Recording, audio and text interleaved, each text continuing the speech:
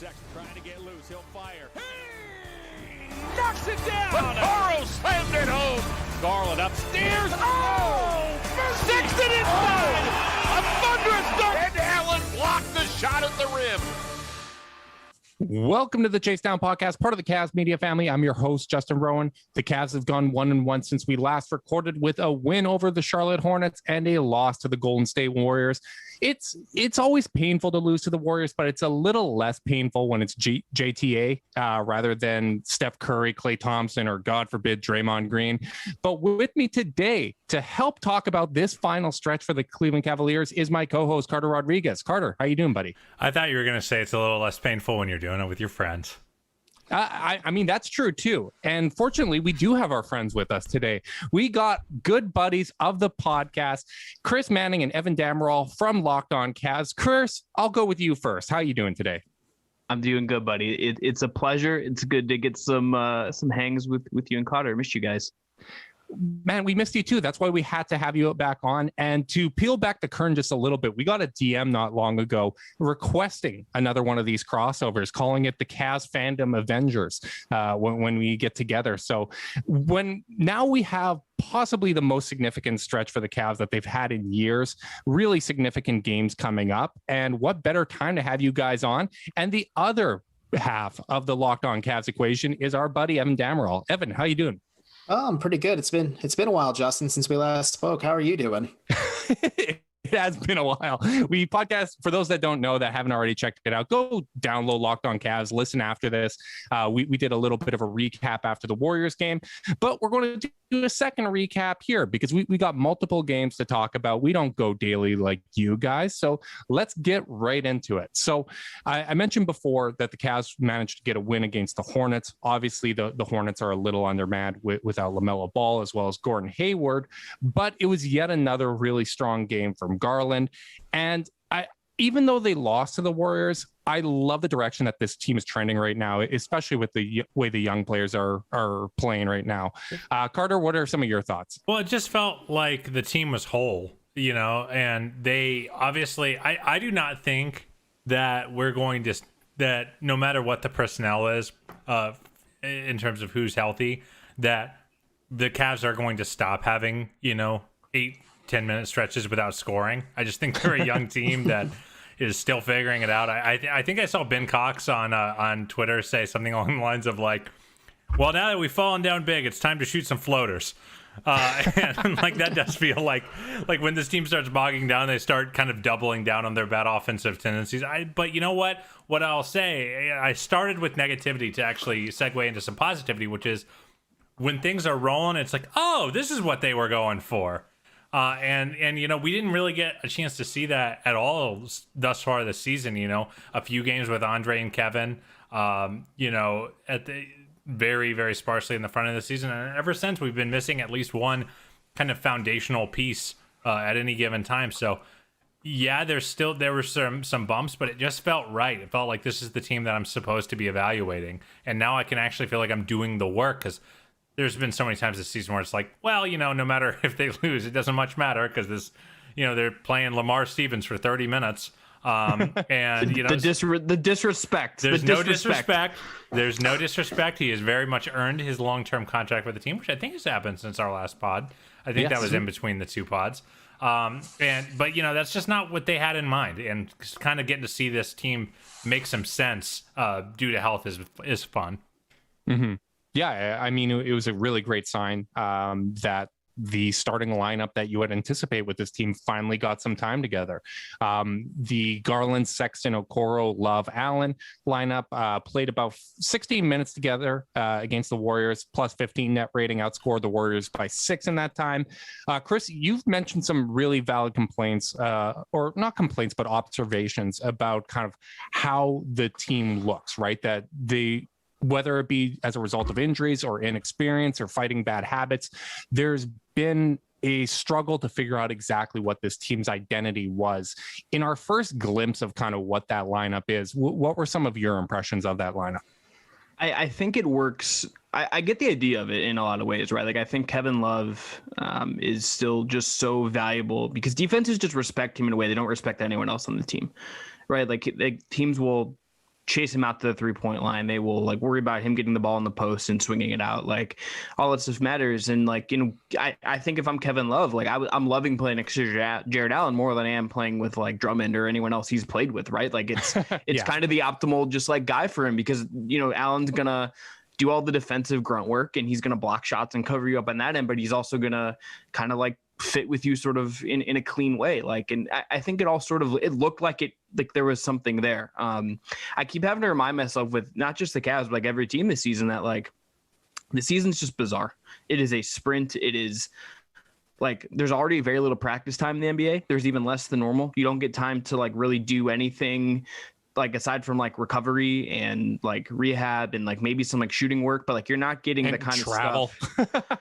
Yeah, you're like getting on a plane and then you like you play in Charlotte, you go back and it's like, okay, you get like 2 days off before like one of the biggest games you're going to play if you want to make a real run at this play-in tournament. So it's tricky. But it's, if I'm GP Bickerstaff, that even though you lose that game in, I think you look at that starting lineup and you probably feel like, okay, like I got to do something that I sort of wanted to see for months now. And that probably just feels very calming if I'm them. It certainly just like felt right. It felt like this was the plan instead of like the random things we've seen a lot of the season. Even like when they tweeted the starting lineup, it was like, oh, it's the 5 of them.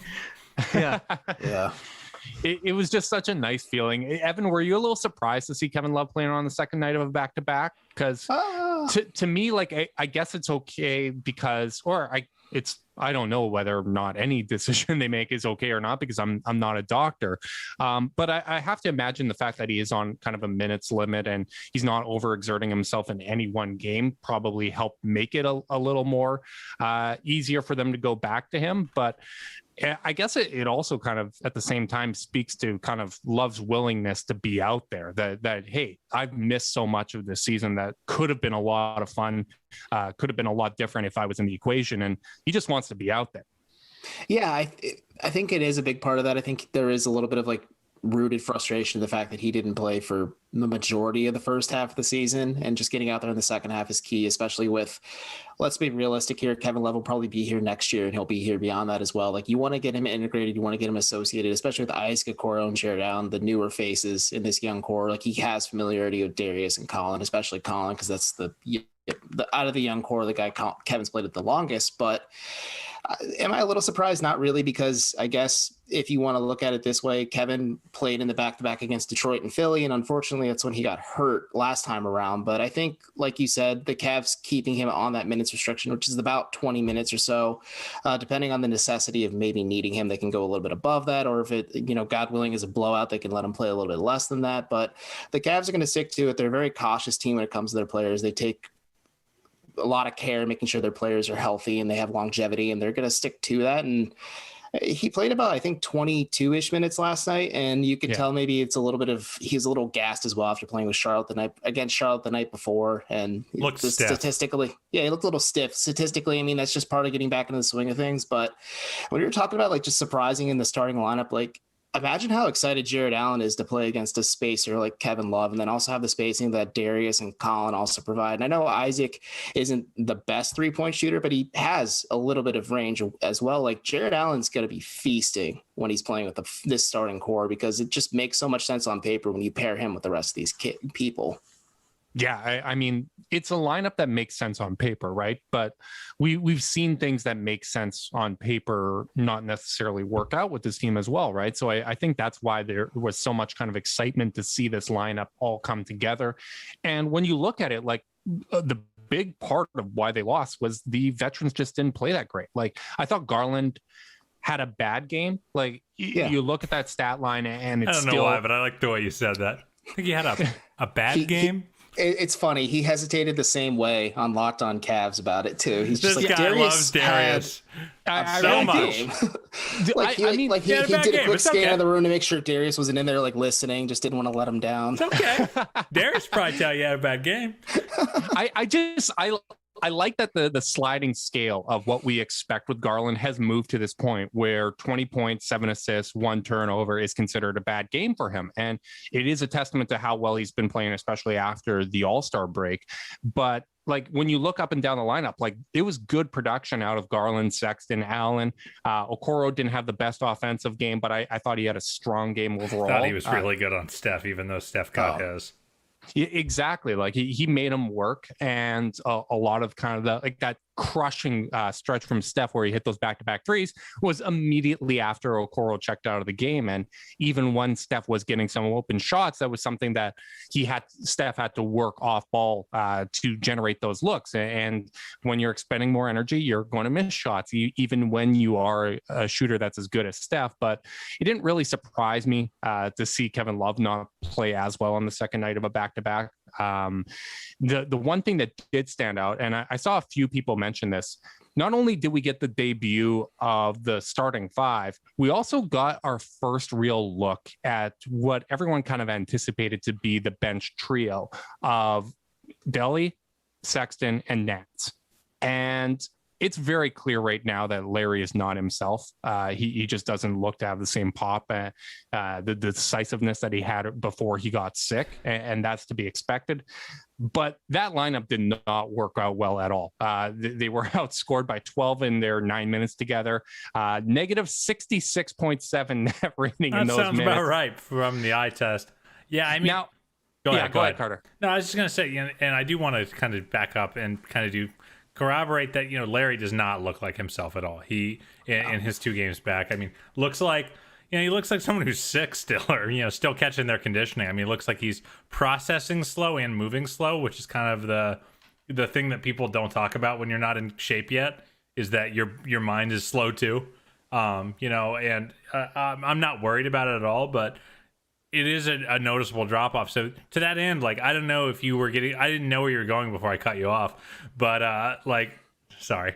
But I don't feel like I want to draw too many opinions of the Larry bench units just yet. Though I do think something interesting is that Hartenstein was not in the rotation in this one. Yeah, that was actually going to be the question that I had is, one, do you guys both agree that is something that they should be trying to do? Because I think that's something Carter and I have called for, but I can't really recall if you guys have talked about what that bench unit can be. And did you agree with kind of the pairings that they had around there? If you don't like it, is there ways that you can improve that lineup or that trio to make them a little more effective? I kind of think you're just going to have to like figure it out as you go. Like, I just think that's sort of where this is at, right? Like, I think like depending on who you're playing, like you might see Hartenstein play against a team that has like more traditional bigs. Like if there's a team, like if there's a night where you play, maybe like you want to throw him against Vooch for a couple of minutes just to bruise up Vooch on Saturday or something, right? Like you might do something like that. I think like against Golden State where like you're going to see some Draymond at the 5 and they're playing like Juan Castano Anderson. Like you're not that gonna guy can play, by the way. I like that him. Guy's good. It's a really cool story. And I'm sure Justin like secretly was like holding his Wiggins Cavs jersey last night and just kind of vibing. That guy, I tweeted this. That guy needs to get over it, man. You got to stop playing so well against the guys. Cavs. Do so much to not go see a therapist. It has really go through a lot. It has been far too long, man. It's been 7 years. Andrew Wiggins, you need to gear down just a little bit because you look like a superstar every time you play the Cavs, and I'm just not here for it.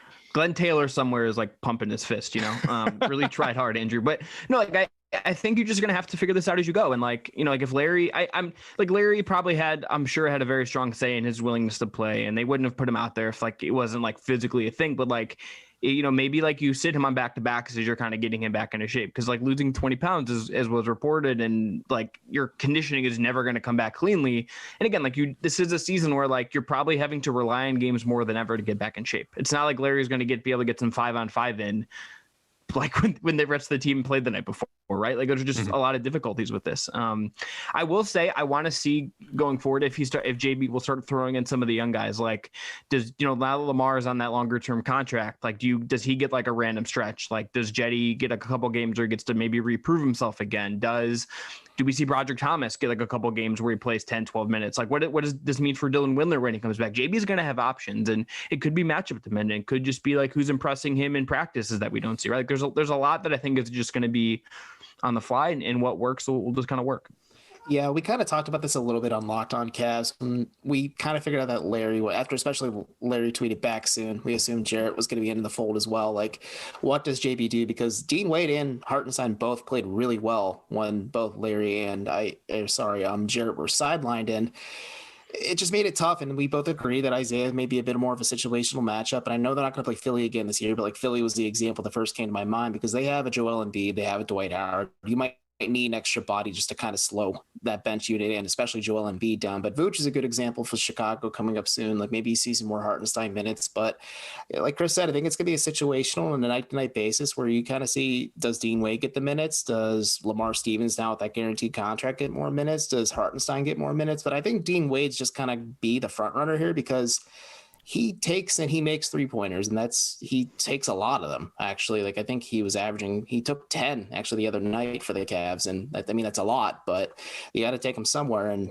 in theory, Dean Wade provides a little bit more of a complete package offensively because the Cavs do have some defensive specialists, I guess if you want to call them that come off the bench as well. So kind of mix it up a little bit, provide some spacing for that bench unit, especially if you want Sexton to operate. So I don't know, you lean with Dean Wade, but like Chris said, you look at Jetty, you look at Roger Thomas, you look at Lamar Stevens, you look at all these guys because like Kobe said, this is an evaluation period for the Cavs too, and why not evaluate every bench piece you have whenever it's just based on the night-to-night matchup. Yeah, and I said this I think before these two games, but we were talking and I said I'm sure Kobe and JB would love a guard or a wing to come in and play so well down the stretch that he has to choose between Hartenstein and Wade to fill the rotation.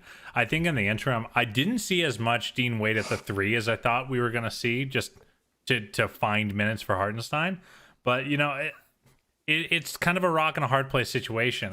I don't really know what to do about it other than kind of what Chris said, which is let the hot hand roll. Like if it's working, keep them in. If it's not, take them out. And I know that's kind of a simplistic way to do it, but in a season where you don't get to make well-grounded decisions every single time, you kind of have to roll the dice when you're trying to win. Yeah, I agree. And the only exception to that, I think, is kind of those 3 that should be staples with that bench unit, which is Delly, Sexton, and Nance. Like you would anticipate that Delly and Nance's presence is going to make things easier for Colin, that he can replicate a lot of those looks that he gets with Garland, only being a little more assertive.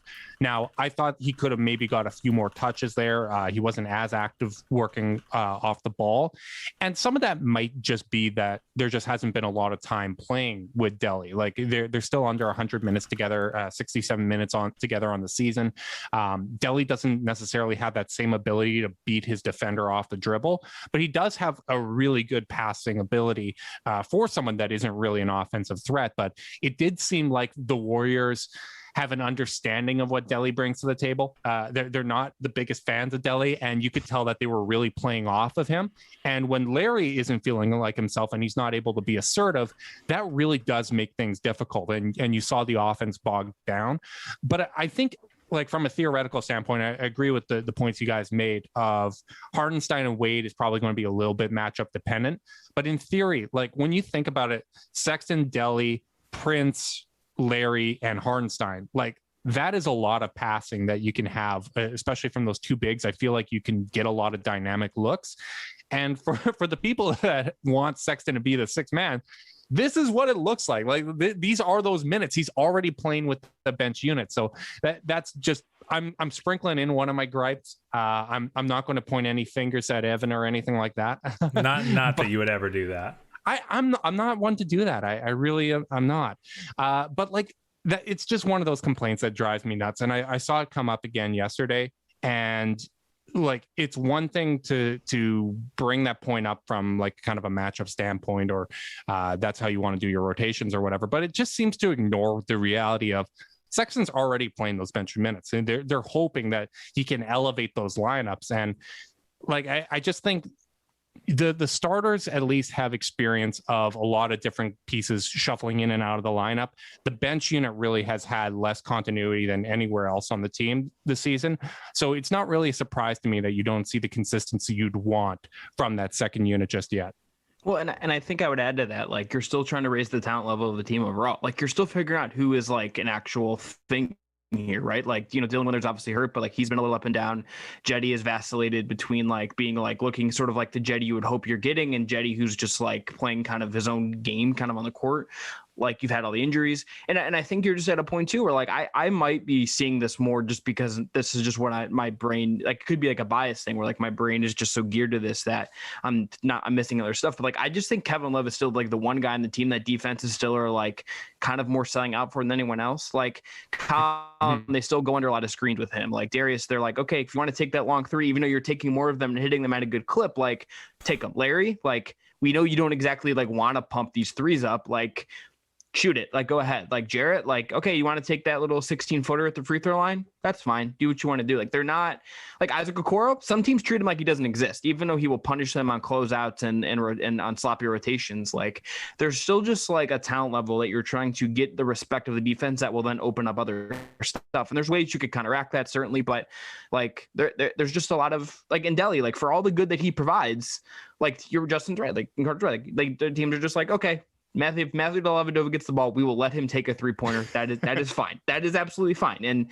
that's just where you're at. And until you kind of figure that out, or guys kind of garner some more respect or whatever it is, like, that's just I think the reality of these lineups. And like, there's only so like bench heavy lineups just historically, like, there's very few things that where those are just cleanly productive, right? Like, one of the staples of the last LeBron years was like that he would drag those out, but like Kyrie was amazing and his bench lineups were not good. Like, that's just, that can happen sometimes, and you just gotta like, figure it. I think you just gotta figure it as you go. When you're playing your 7th, 8th, 9th, and 10th men, you don't tend to outscore the opponent. It's not rocket science. Yeah, and when these guys have never played together, and like some of them are relatively new and like weren't with the team like when they were in the bubble workouts or whatever, like, this is hard. The NBA, folks, is quite hard, actually. Breaking news. I would agree with that. Evan, you look like you were ready to jump in there. No, got his Infinity Gauntlet just here to snap on us. Yeah. No, I'm just stunned by Chris's development that the NBA is difficult. That's just, it's just. I'm very smart. That's the hard hitting stuff you get. It's a hard hitting. Okay. It's that Scripps education, just, really just getting me here for those. Where'd you go to college again? Ohio University. I got my Athens block right there. It's a great school. You should check out their alumni spotlights. Moving on, because I don't think we're going to get into post-secondary education in the U.S. Want to talk about Jason Carter coming back to OU? I'm in. Let's go. I think the Cavs would change their mind about whether they wanted to keep us. I would too. And I would just be sitting here giving polite laughter the whole time because I'm Canadian and that's what I do. I could not be more excited. So we're recording this. I guess it'll be dropping Saturday morning, but we're recording this on Friday night. And the Cavs are entering what I consider to be probably the most significant stretch of games that they've had. Like, the play-in tournament, in my opinion, is going to be difficult. Yes, the schedule gets easier here, but they're playing teams that almost exclusively are trying for the play-in. Like, you play Chicago twice. Yes, it's without Zach LaVine, but you're on the road for the first of those matchups, and you're on the road for a lot of this week. You play Charlotte, you play Washington, you play Toronto, you play Washington again. Like, all of these teams really want to get into there. And my big question, and Evan, I'll start with you, is how meaningful do you think the results are going to be down the stretch, whether it be individual stats or team stats? Because I know there's a bit of a sentiment that this post All-Star stretch is where teams don't take a team like the Cavs as seriously, so you can't read into the numbers. We had that last year with Colin Sexton, and even the year before, where he had to prove it the following season. Do you put a lot of stock into the stretch for the Cavs?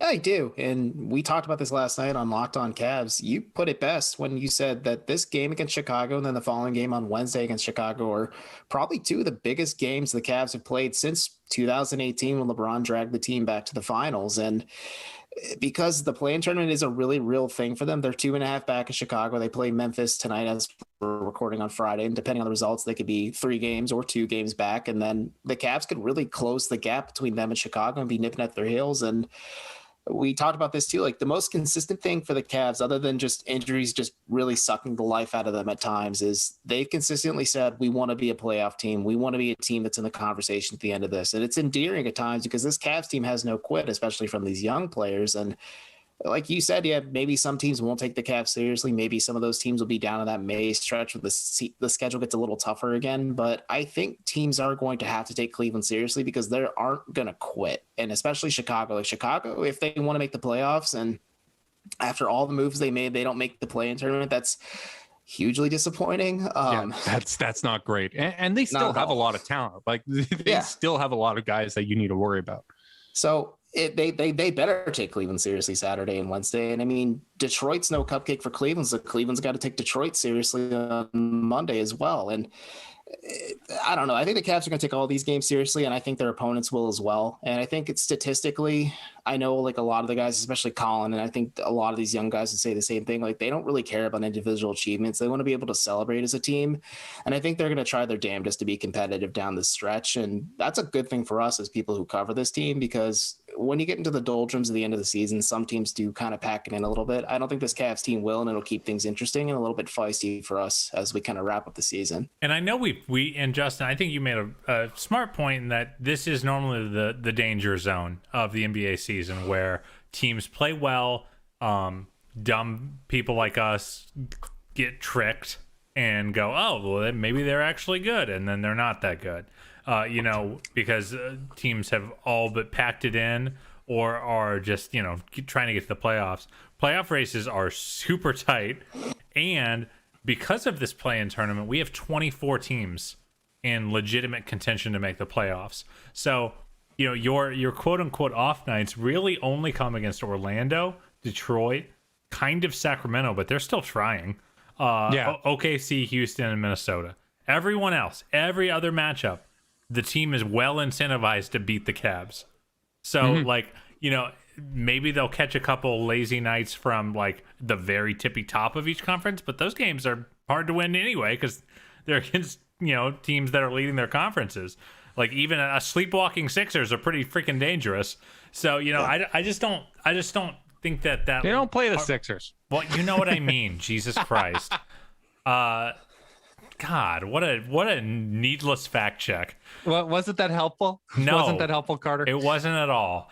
So I guess I just don't think that argument holds any weight. So I do think this matters. I do think it's indicative, and it doesn't hurt that the team actually is what it is, what it was supposed to be for the first time all season while it happens. Yeah, no kidding. You know what I was reminded of today, just kind of thinking about this stretch? Do you guys remember year one of LeBron returning, where there was a game in Chicago and there was the quote going around post game that everyone made fun of Kyrie turning to LeBron and asking in the huddle, is this what playoffs are like? Yeah, it was the first game back. Yeah. Was it the first game back? Yes. Oh my goodness. Anyways, I remember that moment. And like, to me, this is probably going to be the closest thing that these guys are going to experience to the playoffs. Cause while I'm rooting for them to make the plan, I don't really foresee that happening. Like, I think they might be in play-in position. Chicago really has to blow it in a pretty serious way, in my opinion, because could you imagine, is that pick they gave up this year protected? Top 4. I think it's top 4. Okay. Well, still, Jesus Christ. Yeah, like to give up a top 10 pick in this draft. And even if Chicago blows it, like I think Toronto's right there to take their spot. Washington's right there to take their spot. Like, I keep seeing little things about like Toronto, like resting a bunch of guys. Like there's like a little bit of like a. Oh, like they're trying, fellas. Don't get me. Yeah. Let's not mince words here. They're trying. They are resting guys because, one, they got hurt. 2, they were playing Pascal Siakam crazy minutes. And 3, part of the reason why teams were probably hesitant to give up not a James Harden because they didn't get anything, but like a Drew Holiday package for Kyle Lowry, is he's 5'11", 35, and always breaks down at the end of the season. So it doesn't necessarily, it doesn't surprise me to see him missing some time, but Van Vliet's back tonight. I think they're going to be right there in the mix. I think they're so institutionally strong, even if they are, happy to take some L's here and there.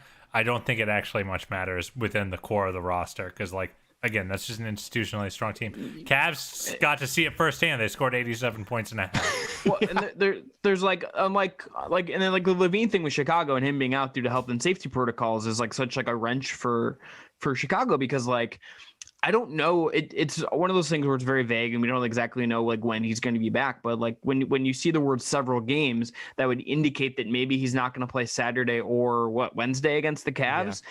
And like if the Cavs I think want to make a real run at this, you gotta win both. Like you need to win at least one. Well, you got to win at least one, and if you win two, that's even better. And then you get Washington, and those games from the first half of the season being postponed due to COVID becomes this even more important thing that they're now inserted back into the schedule here. Like it becomes this like crazy stretch where like if you rip off some of these wins right now, like this becomes a thing. Like there's no projection that really gives them like a significant chance, but like you win these couple games and it's like this is tight enough where it's a thing. And ultimately, like I think like that's good for Colin Sexton. That is good for Darius Garland. That is good for JB Bickerstaff to go through this like obviously he coached Memphis and he's been in higher leverage situations than some of the players in terms of the NBA, but like him getting to go through like maybe some like more detailed prep and like saying like, hey, this is competitive, this is going to be tight, like we're going to go all out on this and try to compete. Like that's a good thing for them to at least get something to like play for, because frankly like they've had some brutal stretches. Like, I mean, we're not that far removed from some really tough stretches for all these guys. I mean, I think it's incredibly important because you look even at this game against the Warriors, like Garland stunk at the start of the game. He couldn't get anything to fall down. And then in that second quarter, it's like it kind of clicked that, okay, I can't just be passive Garland and set up other people and hope that they kind of carry the load. This team needs a bit of that burst, right? Like I need to shoot my way out of this. And there's going to be moments like that, whether it is chasing a playoff spot next year or in a playoff series, you're going to have nights where your option A is taken away from you, either through cold shooting or defensive matchup or whatever the case may be. And you have to figure out ways to win. And even if you fail in these games, even if you come up short, that failure is something that you can build upon. It's usable game film and stuff that you can look at in the summer when you're trying to develop. And to me, especially after losing out on this stretch last year and with the play-in tournament now being a thing, now being in the mix this late in the season, I just think it's such a valuable opportunity, because wherever the Cavs finish, like you would assume in the lottery odds, it's going to be probably 5 through 8 in that range. Even if they got the final play-in spot in the East, that's probably going to be where it is, unless they win both of those play-in games. If that's the case, like unless you jump up and you get Cade, a lot of these guys are still going to be 19-year-olds that aren't going to help you win right away. They might help you in some games, but they're not going to elevate your floor next season. If you want to be a serious playoff team next year, that's going to have to come from internal growth. The guys that are already on this team are going to be the biggest part of that equation. So you need to focus on the player development and the things that are within your control. Mm-hmm.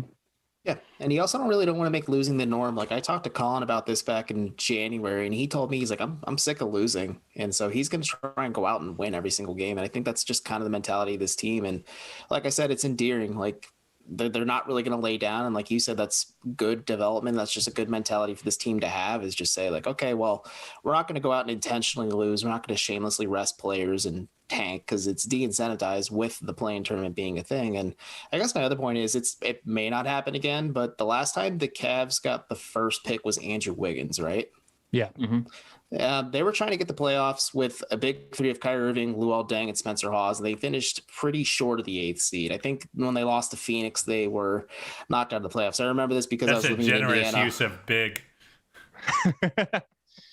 You know, they were in the mix late. I remember they were in the mix late, especially when Kyrie went down and Dion was keeping them in those games. I remember that the fact that season was like, hey, Spencer Hawes is running pick and roll with Kyrie, and Kyrie is like learning how to run a functional pick and roll. That was like the win. What a time, folks. We've come a long way. A long way. That was my first trip to Cleveland, man. I came down, and that was the get good year. That was the year where it was like, it's gonna happen.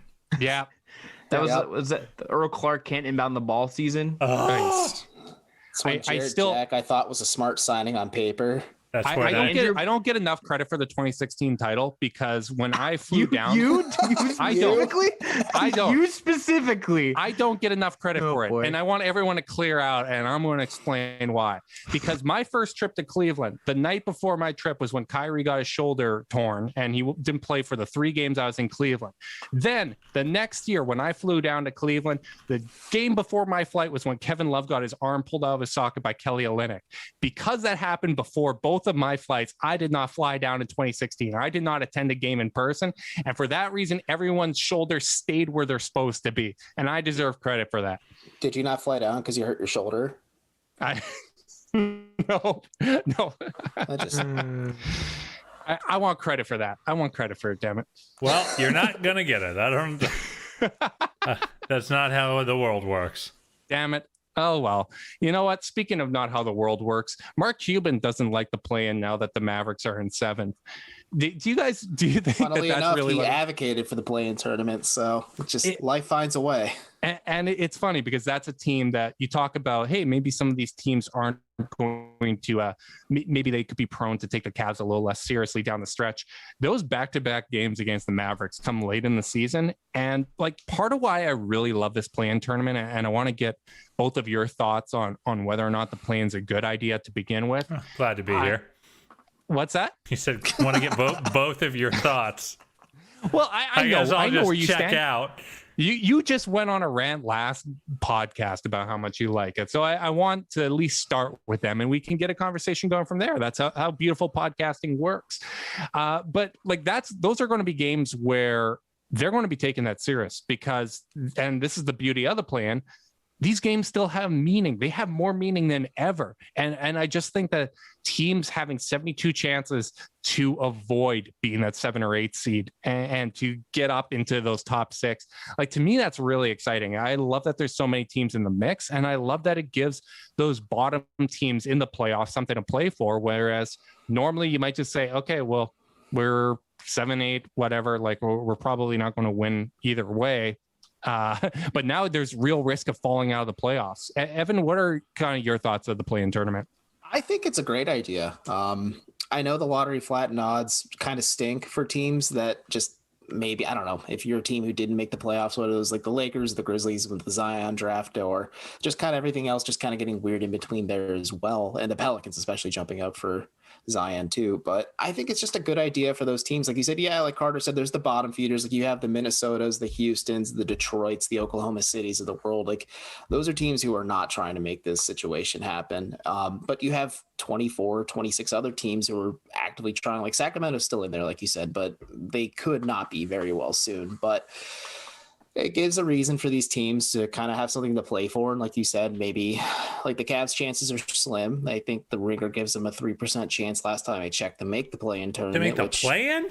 Yes. That's, I guess, it's not that crazy. I mean, because I'm sure the Ringer's models project they are going to keep losing at the rate. Well, that's also the model that's like, hey, Dylan Windler's the Cavs' best young player. No shade to Dylan Windler, but like, that Ringer model also said the Hawks are going to finish the 3rd best record in the East. So it's an interesting model for sure. But they're not far off it. but at the same time, it just makes this basketball meaningful. And like I said, you're going to have teams who are trying to make this happen because it just makes it interesting. Because, I mean, let's say you do make the play-in tournament and you don't make the playoffs, you're still in the draft lottery. It's not like the absolute end of the world here. And like you said, Justin, especially in the Cavs case, let's say they sneak into that 10 seed, they'll still be in that 5 to 8 range. So they'll hopefully get a top 5 or top 10 pick out of it. So why not try and be active? Why not try and be competitive? And it also, I think, maybe helps these teams that have been kind of rotational losers for the last few years. It makes them competitive, makes them interesting, and also kind of breaks the chain of that, culture of losing too. Like you don't want that stink in the organization. You want to get it out as soon as you can. And yeah, I don't know, trying to play for something meaningful is a good way to make that happen. I have basketball karma. Yeah, no, and I think like I understand that like we live in a sports world where it's like you're either like winning or like nothing else matters. I kind of think like sometimes like middle ground can be kind of fun. It can be a good place to be. Like like maybe you don't want to stick there forever. You certainly, I think, as a fan base wants to like a chance to get better. But like I think when you actually just are giving more teams and more fan bases something to like be invested in, like that's a good thing. And like I also just think for like the players, I'll be curious to see how it sort of, if like we get, maybe some guys will get more candid about it at some point, because I don't think I've ever seen like a really great quote from a player that's in terms of like what they think about the play-in tournament. And I'll be curious to see what it looks like if assuming like they keep it going forward in like a more in a non-bubble, non-COVID season where like it's sort of like a part of like the longer view of things. I want to see if that adds any wrinkles to this, but like I'm for it because I think it does give teams more to play for. And I think like when you're a player on any of these teams that's not one of the best teams in the league, you like, even though you sort of know that your team is maybe going to draft high or whatever, you do not really care about like the next 19-year-old your team is going to draft. Your coach is like, I want to win. I want something to put on my resume because I don't want to lose my job. Like that is just sort of like one of the things here. And like you want a shot. Like all you really can ask for is a shot. And like, you know, like if you're in the East in particular, it's not like the bottom of the East is like great.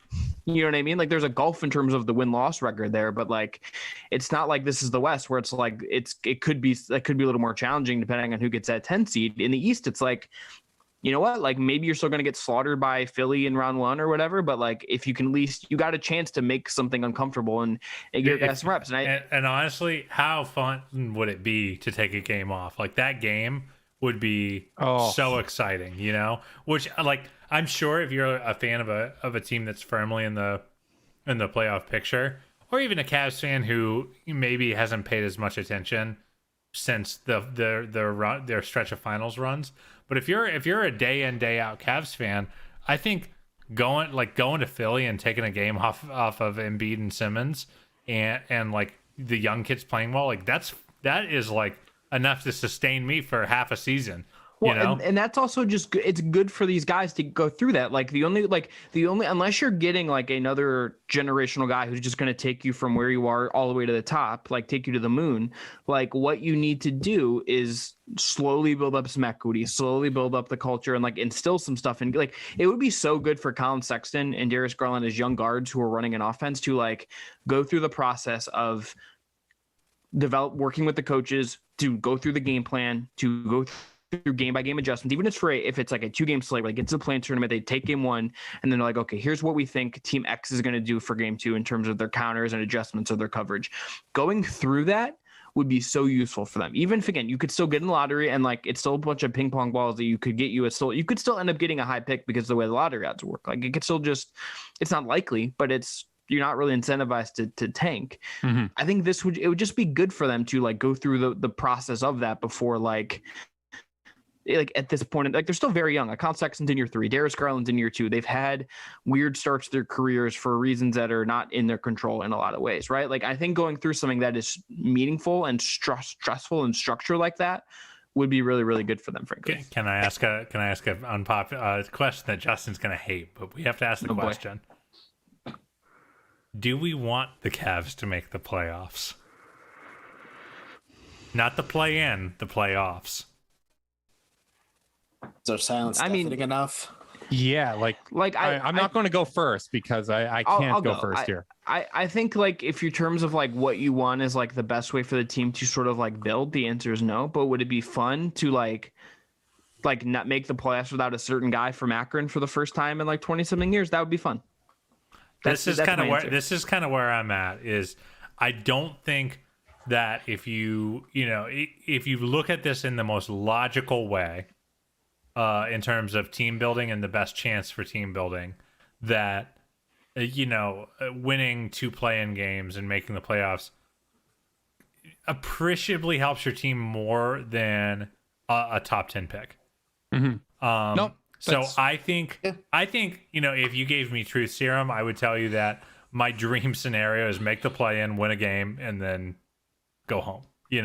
Like in terms of like the Cavs team building side of me, that's where I'm at. But my Cavs fan side of me does not care about any of that. And if they win a game, if they beat Miami in the first game and they get a chance to go to send, Miami home, if that is indeed who stays in the 7th spot, oh man, I will lose my mind. I will have so much fun. So like, I don't know what that means because I'm clearly split here, right down the middle. I don't know what I want. How dope would it be for them to get to go play a play-in tournament game in MSG? Oh God. God, that would be That'd be fun. sweet. But the idea of sending Pat Riley's team home has overwhelmed everything for me. Evan, I'm still doing some stretches here before I jump on my soapbox. Do you want to go?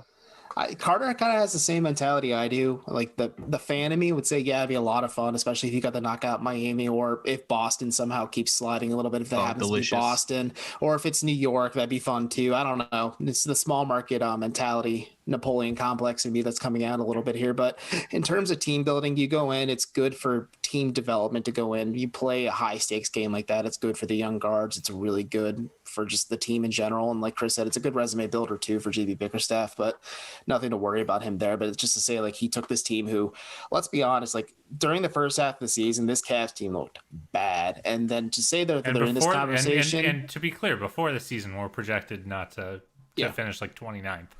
Yeah, and that's testament to JB's coaching ability as well, and just getting this team to buy in and just stick with him even when things are at the rockiest. But I agree with I agree with Carter's team building aspect too. Like, just win a game and go home. You're still in the draft lottery. That's okay, but it would be fun to spoil like a Miami or a New York or even Boston season like that. Just be God. Can you imagine how sad Knicks fans will be if they get to the most playoffs fun, finally?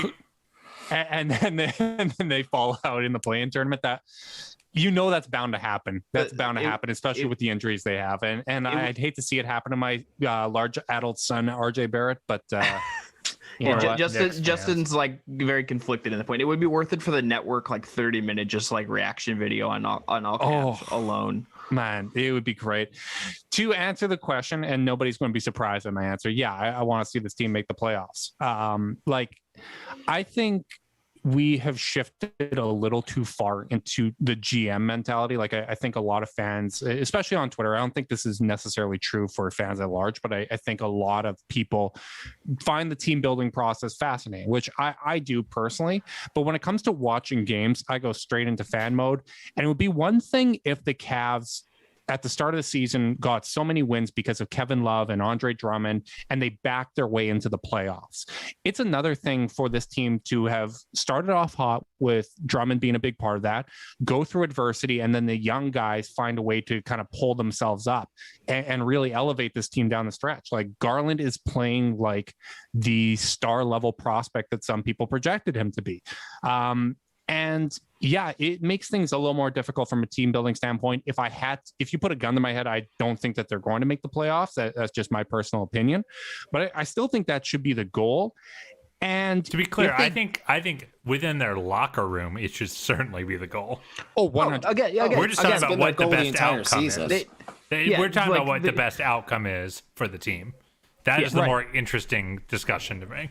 And a high pick is probably the easiest way to add talent in the NBA. Like, we know that, but it's not the only way. And I touched on this a little bit on Locked On Cavs yesterday talking with Evan, but this team probably has a plan in place for if they jump up in the lottery, if they're in the middle of if they pick 8th, they probably have a plan in place for if they make the playoffs and they don't get a lotto pick and have to pick later in the draft. Like, if I was sitting here 12 months ago and I said they can turn the Bucks pick and Dante Exum into Jared Allen, you'd say I'm crazy. If I cited Colin Sexton's stat line for this season, what he's averaging this season 16 months ago, you'd say I'm crazy. Like, he's putting up basically an all-star season. We tend to talk in absolutes, and it for sure, it would be more difficult to build a contender without a high pick. But it's not the only way to get there. The opportunities come up when you don't expect it. Even the trade for Andre Drummond, I don't think people would have expected that they could get him for that value. So to me, I root for what's in my control, and I let people that actually have to make the tough decisions, that have to make team building choices and improve the roster if they do make the playoffs. I let them worry about that, because that ultimately it's not going to help me. It's just going to put more gray hairs in my head, and I'm not even 30 yet, and I have far too many. Well, let me ask you this as a hypothetical. So let's just say invert you get to pick between sort of two types of fandom, like one where like your team is sort of struggling to find a grip and succeed in certain circumstances, sort of like the Cavs have at times, right? Or you could be something more akin to like the Pacers, or let's say like maybe the Raptors or the Heat or something like that, where it's like, yes, there's going to be ups and downs. Yes, you're still going to get to do some of the GM and like the roster building stuff and whatever, but your team is more consistently competitive, and you're going to like have things that like, even if maybe you don't have like real title hopes every year, you get to be invested in something that is sort of like competent every single year. And again, like maybe coaches come and go, players come and go. Would that be a more enjoyable fan experience? Because sometimes I think like that's okay. Buckets don't. I mean, I said on one of our more recent pods that I would be okay being I would love to be the Pacers, you know? Yeah. Like there's something for that, and that's really hard to do. Yeah. Like I think it's like it's underratedly difficult to like go through as many. Like they've had Carlisle, Larry Bird coached, like McMillan coached, Dave Bjorker, and they're not a market. They're not like they're bringing in like destination stuff. And they traded compete. Paul George for a deal that no one thought was good, and then like Sabonis is not like their best player. Like, funny how that works sometimes. It just it's kind of I think that would be a really interesting way to like try to exist that way. It's really hard, but like that's not a team that has ever had like been able to draft like the top guy in a draft. Like I couldn't even tell you what their highest pick was, and it's like maybe it was like Jonathan Bender at 5, like in 2004 or something like that. Yeah. No top 10 picks matter for them now, and the same like Denver. I think the highest was Jamal Murray at like 8. Like it's, they drafted Nikola Jokic second in a draft where they drafted Yusuf Nurkic in the first round. Yeah, they drafted him in the second round. He's about to be the first player to win a MVP. Yeah, he was like the 15th pick. Yeah, it's crazy. Like, I get that it's tougher, and the higher you pick, the more options you have. But like, there's so much talent coming into the league, and like, even Portland, they hit a ceiling, but if they would have offered, if they didn't give up multiple first round picks for Robert Covington, and they could have offered McCollum and like a bunch of picks for James Harden, like they may be a contender. Like there were opportunities for Portland to become a contender. Utah capitalized on their opportunity and traded for Mike Conley. Like opportunities come up down the road. And if you establish like a baseline competence, and if you become a stable organization that's consistently winning, that's trying tweaks, taking swings at guys to try to raise your ceiling, you're going to become a more attractive destination on the trade market, on the free agency market, on the buyout market. Like all that stuff really matters. So for me, that's what I care about, because championships are great, but like I want to be entertained for 82 games a season. And that to me should be the first goal, and then figure out how to raise the ceiling from there. Justin, I know you said you wanted to be entertained, and we're probably getting close to the end of the podcast. So I kind of wanted to take a chance to bring a smile to the four of us on this pod with a little tweet that ran across my timeline. I don't know if you guys saw this, but Danny Ainge is at it again. He signed Jabari Parker, and Dan Greenberg just tweeted, more importantly, good to see Ainge is back to moving in silence. How many Jabari Parker to Boston rumors did you see?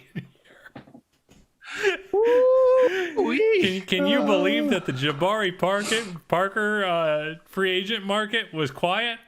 Take that, doubters. And to do it, they waived Mo Wagner. I should say. That is classic Danny Ainge. Just the operating that on people operating in the shadows. Ooh. Remember when people were really upset that we gave up the Mo Wagner pick to get Larry Nance Jr.? Now we can go get him. He's waived. We can go get available. That's great. We can go get that stretch big that we wanted before we draft his brother, which Chris took the words out of my mouth. There you go. They can get familiar with Mo, and then get to know Franz soon after. I love it. And you know what? I love hanging out with you guys and getting more familiar with you. Every time we hang out, it's always brings a smile to my face. If you guys enjoyed the podcast, make sure you are subscribing to Locked On Cavs. Leave them a rating, leave a review, subscribe, unsubscribe, resubscribe, because that's the best way to support the podcast that you care about. If you're watching live on YouTube right now, make sure you like and subscribe. Help us show up higher in those algorithms and support the podcast. If you're listening on podcast, by leaving that rating, leave a review, subscribe, unsubscribe, resubscribe, and help cook those books. If you want to be part of the Chase Downs exclusive Discord chat, you can send a screenshot of you leaving a review anywhere you want to chasedownpod@gmail.com, and we'd be more than happy to send you an invite. Make sure you guys are staying safe out there, and until next time, go Cavs.